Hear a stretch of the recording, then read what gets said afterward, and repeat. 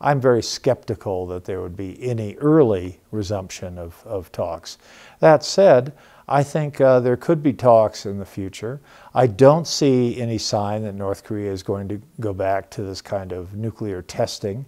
After all, they need to build a new test site at this point because the Pyongyang site was already, after 6 nuclear tests, could not be used again.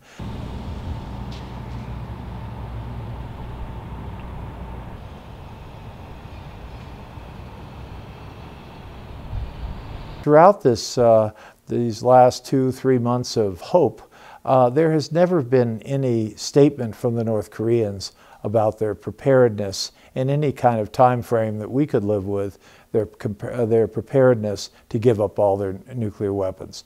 So my suggestion would be that President Trump should be sincere about keeping the avenues of dialogue open and perhaps send some professional diplomats to kind of sound out where the North Koreans could be and see whether there's some common ground that could be found in a summit between the two leaders.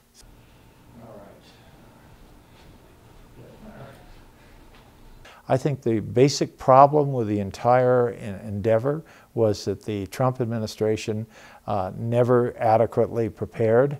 Mr. Pompeo said they did, but preparation should include the drafting of some kind of joint statement to really outline where the differences are. I never saw any indication that anyone had taken the time to do that. Whether the two leaders tell jokes to one another or just stare at each other, it's already been a success because there's an agreement on a joint statement. And I think they ought to get to work on that. And I know the President considers himself a great deal maker. I would humbly suggest this is a little more difficult when you have sovereign nations involved than perhaps things that he's been involved in before.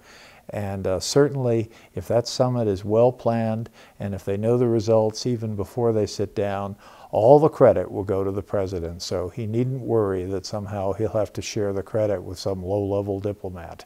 So I think they ought to get to work and, more importantly, get organized. Evening. A non-productive summit would be worse because there's no place to go once the two presidents have met. Now, presumably they could have some kind of presidential meeting in which they have already agreed that they'll get their staffs to work on kind of laying out an entire program for denuclearization.